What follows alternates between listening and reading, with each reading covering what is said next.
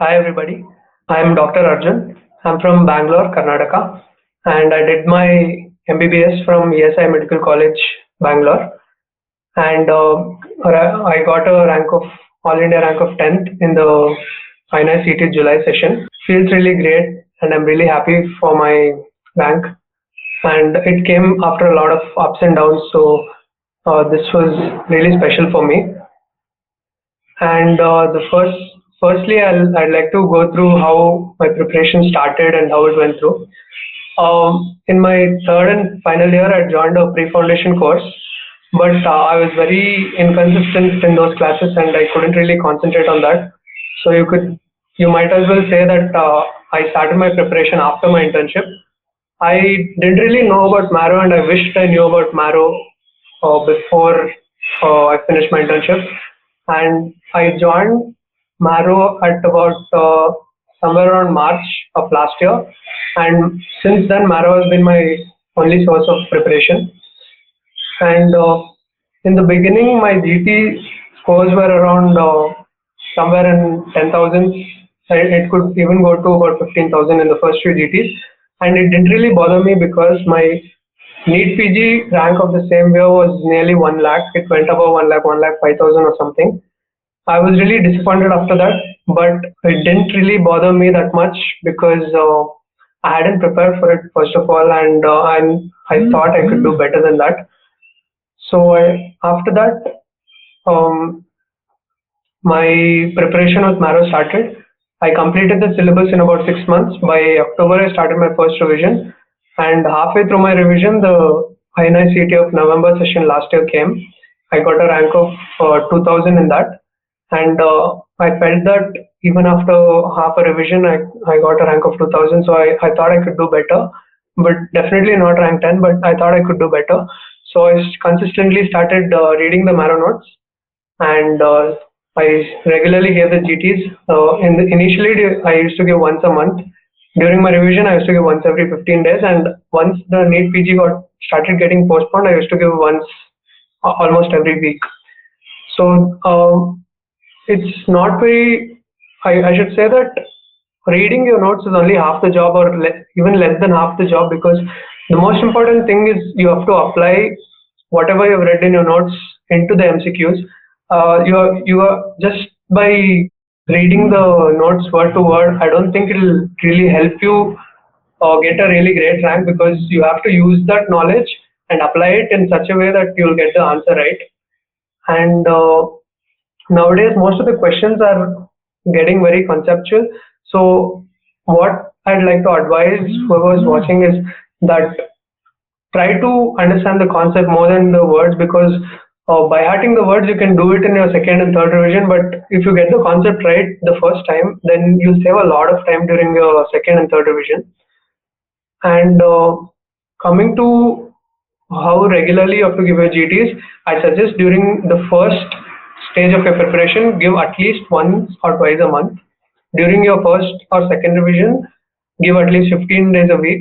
I finished my two revisions by January, and after that I thought I'll give NEET PG, but it got postponed again. So we had a lot of time for revision. So during the final phase, just before INI-CET, I used to give at least 1 GT a week. And what I'd like to advise my juniors is that trust one particular source, whichever source you take, but out of all the platforms out there, I'd say that Marrow is the best. You don't have to go beyond this for anything. You can go to other platforms only for giving the GTs, but other than that, the Marrow QBank, the teachers, the way they've explained the concepts, it's totally enough. And one more thing I'd like to advise is that you can't just rely on how teachers have taught and the notes. You have to work hard, and by hard I mean, everybody will want a good seat, but all that matters is how badly you want it, and you have to really work hard for it, give it your all, and you'll definitely succeed.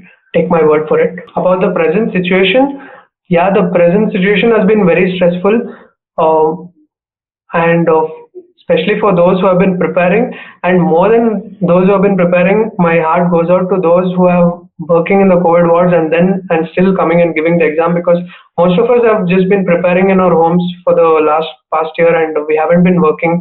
But I really feel bad for those who are working and giving the exam. Hats off to you. And I'm really sorry for those who have lost their loved ones in this pandemic.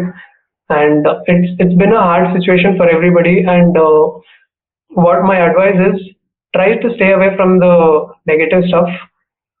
You have, I mean, I'm not saying don't show any feelings, but try to, as much as possible, try to stay away from news clips and negative stuff, because it'll obviously affect your state of mind. And yeah, just work hard for it. And for the number of questions to be attempted, I'd say how many ever you want. If there are 200 questions, you can go for all 200 if you're confident enough. I mean, if say if you want to leave 6 questions, and even if you get 1 or 2 right among them, it'll balance it out. So me personally, in the INI-CET, I attempted all 200, and I might have got around 170 right. And after going through the recalls from here and there. And my advice is that you have to form your own strategy. Everyone's strategy will be different. Some people might attempt 190, but personally, I'd like to advise that try to attempt all 200, or like stay somewhere in 190 to 200, because you have a better chance that time. And also, the most important thing regarding this preparation is your strategy. How it doesn't matter how much you've studied, it matters how well you apply whatever you've studied. And like say for example, someone might have revised 10 times and someone else might have revised twice, but the guy who has revised 2 times might get a better rank. It all matters how you use your presence of mind and how you apply that knowledge in the answers. And everyone is completely different, and you can't really depend on one kind of strategy. So don't try to rely a lot on strategies that a lot of toppers give, or teachers give. What I'm saying is, try to imbibe all those qualities into your strategy, and the best strategy would be your own strategy and nothing else. How I'm feeling about this rank?